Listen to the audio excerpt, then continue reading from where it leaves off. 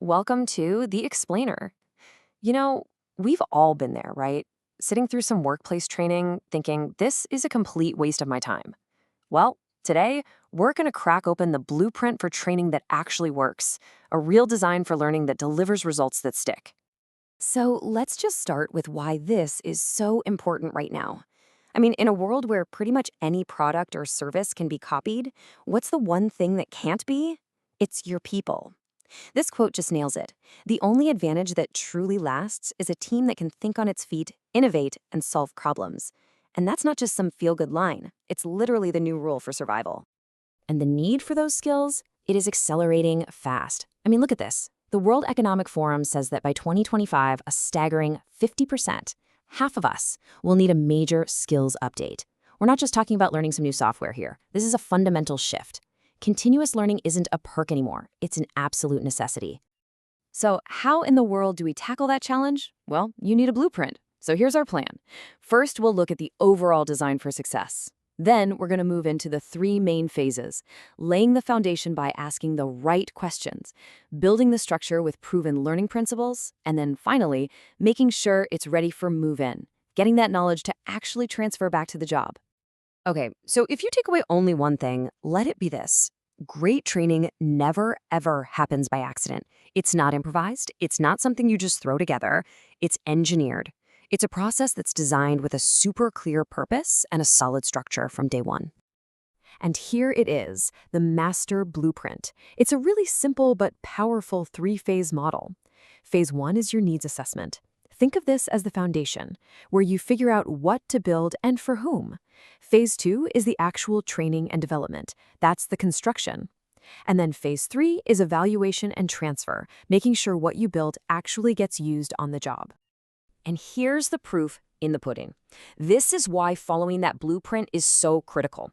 The data? It's undeniable. Studies show that well-designed training boosts performance by over half a standard deviation.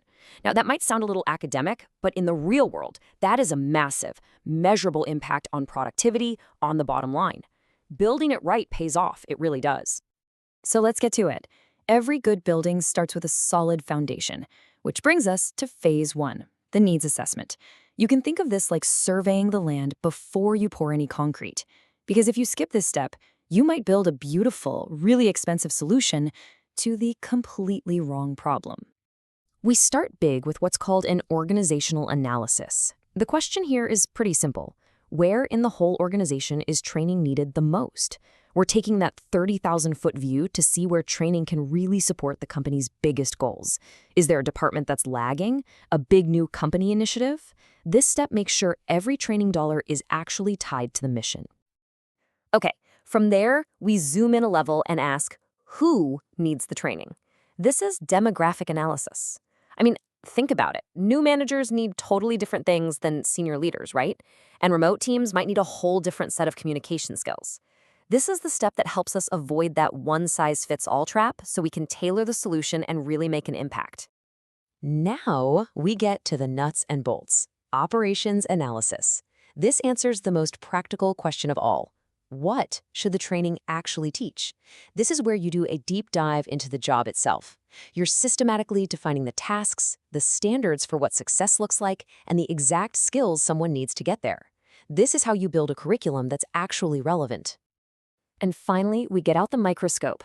We zoom in to the most granular level with individual analysis.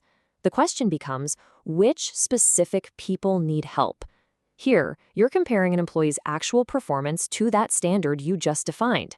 This pinpoints the exact performance gaps and tells you precisely who needs training and what kind of support is going to help them the most.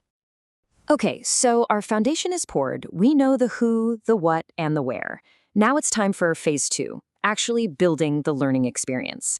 This is where we apply the science of how people learn to create an environment where new skills and knowledge can actually, stick. But here's the thing you got to remember. Not all learning is the same. The tools you use totally depend on what you're teaching. If you're teaching a hands-on skill, like how to give great feedback, you have to show people what good looks like. You have to model it.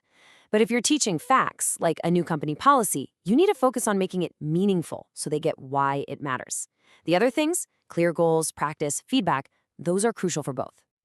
So let's break these down real quick. Goal setting. It gives people a clear target, and research shows it can boost performance by an average of 10%. Meaningfulness answers that big question every learner has: why should I care? Practice. Well, that's just non negotiable. It's how we build the muscle memory. And feedback is like a GPS, telling learners if they're on the right track or if they need to make a little course correction. And get this, even how you schedule the practice makes a huge difference. We've all done it, right? Cramming, or what's called massed practice. And sure, it might work for a quick conceptual problem, but for skills you want people to actually keep and use long term, all the evidence points to distributed practice, spreading it out over time. This gives your brain time to consolidate the learning, which makes it way more durable. All right, our blueprint is complete. The structure is built.